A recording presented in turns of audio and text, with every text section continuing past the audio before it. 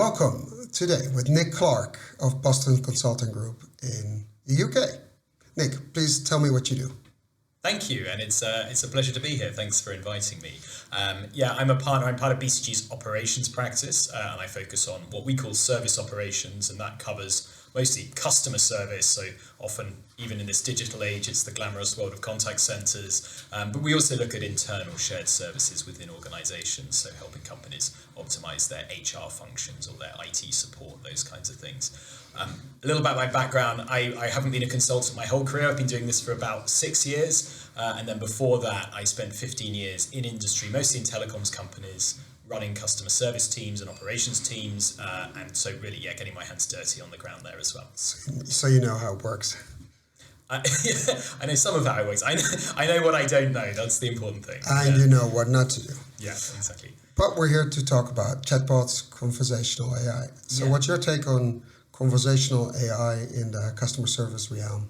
Yeah, well, obviously, it won't have escaped your notice and anyone's that there's been a sudden resurgence of interest in this, with particularly with ChatGPT happening towards the end of last year, and sudden interest in large language models and large pre-trained models. What we are seeing, I think, is learnings from that last wave around chatbots, around how important it is to get beyond the hype and really understand the capabilities of those tools, so that you can deploy them for the right use cases and in the right scenarios to get the most value. And I think that's particularly important with ChatGPT and its equivalents, because it's kind of magic, right? You've had a go on it. Yes. There was famously the Google Lambda engineer who said, who had to be fired because he thought that it was going public and saying it was sentient. And it's very convincing. It seems sentient, but I think we have to remember that it's a language model. It works by imitating very closely human language. But in my realm, in customer service, a lot of the problems, like customer service is about solving problems, but a lot of the problems that the agents have to deal with, they're not all solvable through language. So if I was to take as an example, what's a really difficult customer service scenario is a customer calls up their ISP or their telecoms company and they say, why is my broadband always really slow? Or not even always, it's sometimes really slow just when I have to have a meeting. And for to solve that problem, an agent has to have many, many different skills, actually. They've got to understand the technicalities of how it works and how you might diagnose the issue. But they might have to persuade a customer. They've got to persuade a customer to, get on their hands and knees and unplug their router and replug it back in again and, all of that sort of stuff. But they also might need to deploy some kind of higher level thinking. They might need to think, well, actually, this customer they're a super high value customer. They're spending, hundreds of pounds or euros a month with us. They've been a customer for 10 years. Let's just send an engineer. Let's not worry about all of this sort of stuff. So there's a lot of different parallel thought processes going on there. And what I find interesting is actually, human agents that have maybe not been trained effectively are also not that great at solving all of those things. So customers have bad experiences. And then there's lots of opportunity for automation, but you've got to select the right kind of automation. So the language model is great for that sort of customer interaction, and maybe could be great for some of that persuasion, like influencing a customer that they do have to turn it off and on again before we want to try anything else. But when it comes to solving the core problem of what's actually broken in the network or somewhere in the customer's equipment or the network, and then conducting the right resolution process in response to that, actually a large language model isn't going to do that. So you need to think about how to integrate it with those other tools. So sorry, that's a very long answer to your question, but I think in summary, a lot of what we're doing at the moment is there's a lot of that excitement. It's about talking through and working through with executives on where to use these tools and how to integrate them with other things and how to create that much more joined up end-to-end experience, rather than, hey, we've got a brand new blue screwdriver, let's go and assume that everything is a blue screw. You said executives, and that's a key word in the whole process. What kind of questions do you get from executives, or what kind of questions do you ask them? Yeah, I think the starting point for us always is very often, we have this customer service function. It's really expensive, right? There's a lot of people, customers, different for different organizations, but often customers are not that happy with it. So, get a lot of complaints, get a lot of low satisfaction scores, those sorts of things. And as an executive, I don't know what's going on there. It's kind of a black box. There's, I get some very high level reports. So a big part of it is sort of unpacking those three challenges. But I think the first thing we often want to ask is, well, what is actually the value of customer service? So rather than thinking of it as purely as a cost center, and often it does cost more than it should do because it's inefficient, etc. But it's like, what is the value to your customers? Like, do your customers actually want to have somebody to talk to or to support them through processes? Is there more explicit types of value? Like, can your customer service teams be encouraging your customers to purchase more products or to, retain them for longer so that actually the lifetime value goes up? And so the first point is to think about that holistic value. Like, it's not just the cost, it's what are you creating for your business as well. And then from that is designing what is the right sort of service proposition. Do we want to have differentiated service for different types of customers? What channels do we want to offer? And of those channels, how much do we want to give customers complete freedom of choice? Or actually, sometimes it's better for a customer to guide them more clearly into those right channels. And then you get to the question of, so at what should we be looking to automate versus retaining the human interaction for? And I do think that is a line that's moving. So you have to, depending on where the technology is. But obviously, we saw with RPA, there's lots of like basic interactions which can be automated very quickly, and everybody's fine with that. Like, I don't know, I need to order a new credit card because I've lost my credit card. Like, that's a very automatable process. Or passwords. Or password, resetting a password is a classic one for customers. Although still sometimes that's quite hard, but that's more for like data reasons. But then it's thinking, well, there's this whole category of customer interactions now where we think a lot of it is you're still where the technology is. You still probably do want to talk to a human being because it's sensitive, or it's so customers want to be comforted and they want to be reassured. But we really benefit from that human being being supported by a bot. So a great example might be, I call up my bank because my salary is due to go in tomorrow, but I've got all these payments coming out today. I'm going to go overdrawn. I'm going to get charged. It's really going to mess things up. All I want for the bank to do is, hey, just help me out for a minute. Like, don't charge me the overdraft for a day. So, that is something where I think at the moment that most likely you'd be talking to a human being for that, and the bank might want that as well for compliance reasons. But that human can be supported by a bot, which could then give advice about this customer's history. What's their credit history? What's the status of payments that have come in and out of their account in the past. But also be able to provide guidance on, how to respond to something like that. Like, should we be sensitive? Should we be offering that customer, spending a bit more time offering that customer a bit of counselling on like how to manage their money a bit better? All of those sorts of things. And then that's the sort of value you can get from that conversation is, how do we make that customer stay with us longer, be a more valuable customer, those kinds of things. And how do you convince executives that or how do you help them making the right choices? Because there's the choice to diminish the amount of people or the amount of stuff, or to increase the value for your customers. And cost might be a driver for decisions. How do you push them in the right direction? Yeah, okay. Well, bash the table, I won't do that. There are, we would normally have a fairly short engagement up front where we set the vision and the ambition, and we'll also do a very quick diagnostic of what's going on at the moment. And so therefore, where are the kind of gaps between those two things? So the types of approach there, in terms of setting the vision, often it's about bringing examples. People love to see external examples either from the same industry, and often from different industries as well, because that's where a lot of the innovation comes from. We have to be a bit careful with that because the industry has to be slightly relevant. Like, you've got to be able to apply that to this client's industry. And telling those stories is about both showing, what a different company did, why they did it, so what was the outcome, and why it was relevant to them and their customer service strategy, and then of course how they did it. So how did they go from a proof of concept up to a full launch? So we'll focus a lot on that. And then the other side of it is the diagnostic. And so the thing I said earlier, the other thing that execs often complain about is we don't really know what's going on in our contact center. Like they'll often be, reliant on data which is, intents which are manually coded by the agent. And we all know this story. The agent picks the top, 5 because that's what they can see on their screen.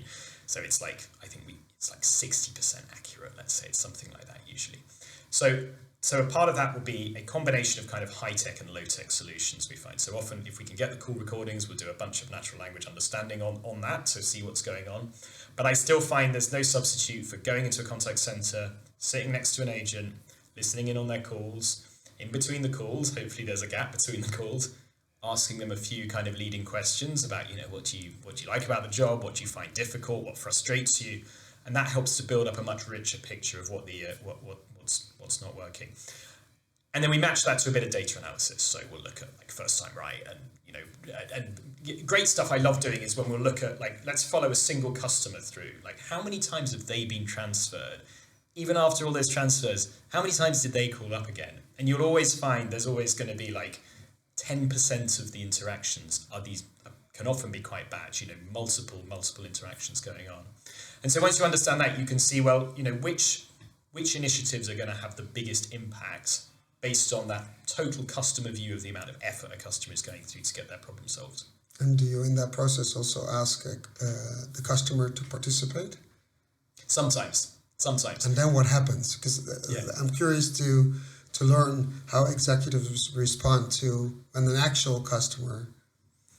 Yeah, of course, executives really want that because they want that precision and the customer's language of what the issues are. So different ways to do that. One is, having done all the right things from a data point of view, is playing some call recordings in a board meeting. From telephone conversations. Yeah. Or chat transcripts as well. But telephone conversations really bring it to life because you can hear the emotion in it. And obviously we remove anything that's personally identifiable for a customer. But that can be, for some execs who don't, periodically go and listen in a call center, that could be the first time that they've done that. So that can be very enlightening.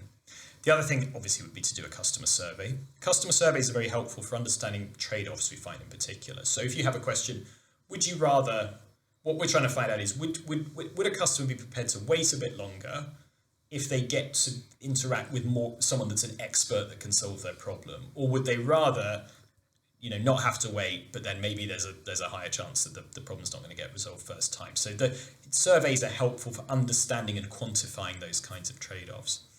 And then the final thing that we will sometimes do, particularly if we're designing a solution or a target state, is actually test those out on customers in a controlled environment. So bring a customer into a room that probably looks a bit like this, but it's got a two-way mirror in it, and get them to interact with a prototype app or something like that. And then we get to see how do customers really talk, and instead of what we assume that they talk like. And you're bringing executives on those tests. Sometimes, yes. So either to see a video, sometimes we'll get them live because then they can say, "Oh, ask the customer this, see what they say." That's always. So they actually participate in the testing. Sometimes, yes, yeah, not always, but yeah. And going from that to getting the budget, because that's another discussion. A lot of conversation designers or people in the field, they have trouble getting a multi-year budget commitment for their project. And it's a hassle because if you have to fight for your budget every year. So how do you approach that and get it done? I presume you get it done.